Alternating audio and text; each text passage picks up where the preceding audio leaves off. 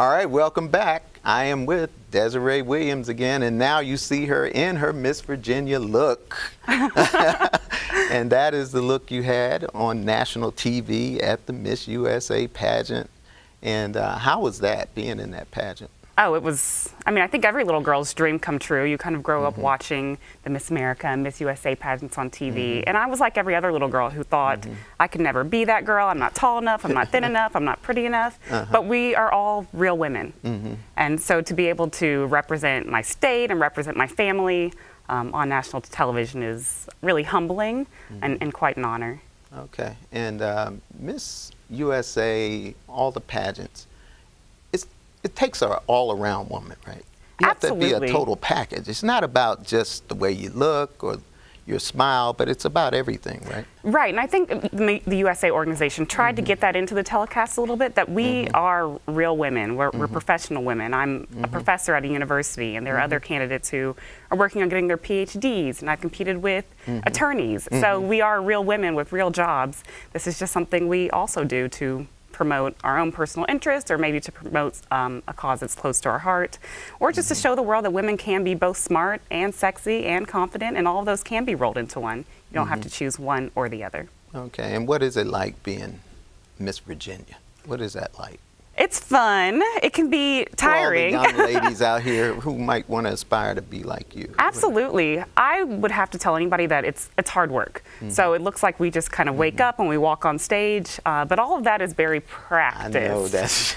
It's very practiced, and I get laser focused on a goal, and so I work to the point where it's just undeniable, and that's kind of how I prepare. Is I have to make sure that every T is crossed, every I is dotted. That's absolutely the way I prepare for a pageant. And I think that's what can set you up for success in anything that you do in life, is to make sure that you have researched, you've practiced, you've done the work that it takes to succeed, because nothing, although it looks like it's easy, it doesn't come easily to any of us. Time management, organization. I mean, you told me how you get up at 5 in the morning.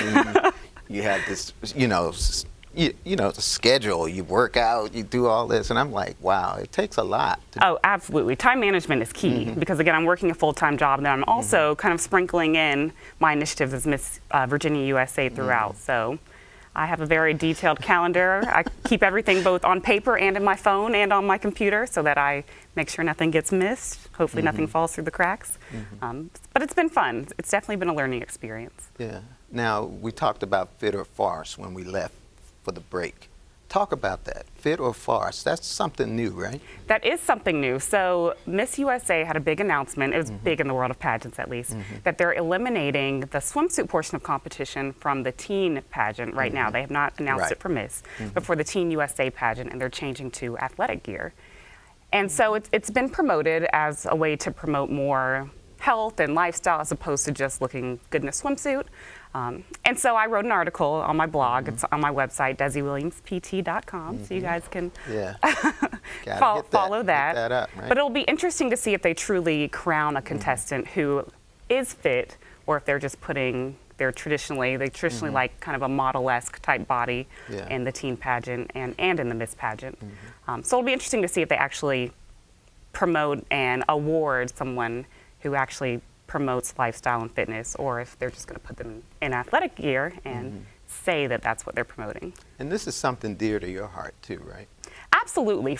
You don't totally have that typical body that the other Miss USA contenders have had, right? I mean, if you want to talk about right, that. no, I'm certainly more muscular, I think, than the typical contestant. And for me, it's genetic. I also work out, obviously.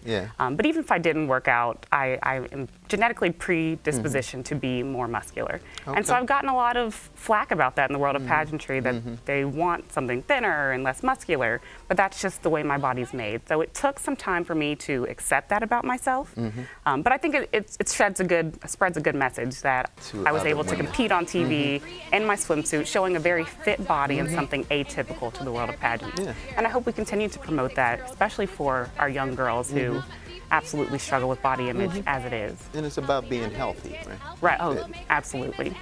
Absolutely, and I can't stress that enough, especially for the teen division, when they're so impressionable. Okay, and let's talk about your career at Hampton. You have all kinds of responsibilities there. Talk about that. That's impressive. Well, thank you. So the designation is DPT, so I have to clarify that. It's a doctorate degree in physical therapy. Okay. So I received that, and I teach in our physical therapy department, but I'm also the director of our Leadership Institute. So the Leadership Institute is an 18 credit hour minor program. So we have students that apply as freshmen.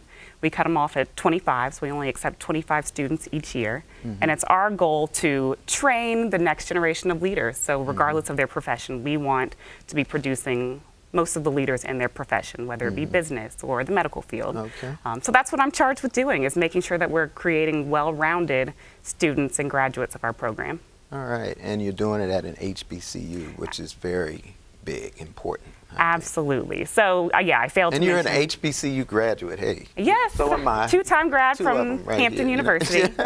So Hampton is very near and dear to my heart, and I credit a lot of my success to the education I got from Hampton and the confidence that I was able to gain at HU. So I'm hoping to do the same with my students to make sure that they're really lined up to be successful. All right, and in a couple days, you got some students coming to you for the summer, right? We do.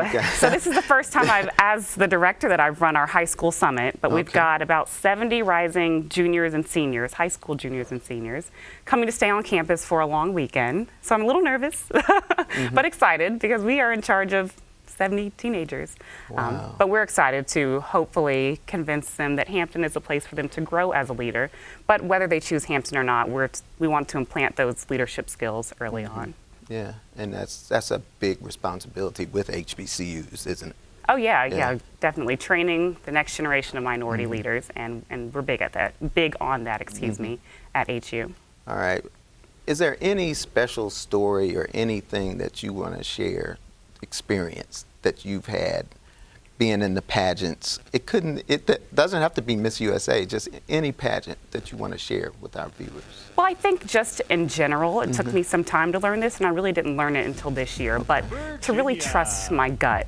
For some reason, society has shaped us to look for the approval of others as we make decisions and create our own goals. But this year, I really kind of sat down and said, what do I want to get out of this experience? And what do I want to wear? And what do I want to leave on the stage? And so if I could tell any young person as they start to shape their future, it's just to trust your gut. So don't live for somebody else and somebody else's expectations of you, but create your own expectations and then execute. All right. And what will the state of Virginia remember about you? I hope they remember my service-minded heart. So I've worked really hard to make sure that I'm present, but also approachable throughout the state. And then also the fact that I've been able to, again, merge this world of academia, professionalism, and beauty all into one, and let them know that women can sort of have it all. I don't have kids yet, but in terms of in terms of being both sexy and beautiful and confident and educated, that you can have all of those things. All right, and I can vouch for that. She has all those things. Thank you. And she's approachable, and she's here with us on Metro Scene. Thanks for joining us. Thank you. And we'll see you again, right? I sure hope so. All right. Hope to be back. All right, Desiree Williams, Miss Virginia, USA. So that's going to do it for this edition of Metro Scene. I'm Marvin Jackson, and I will see you next time. Take care, everybody.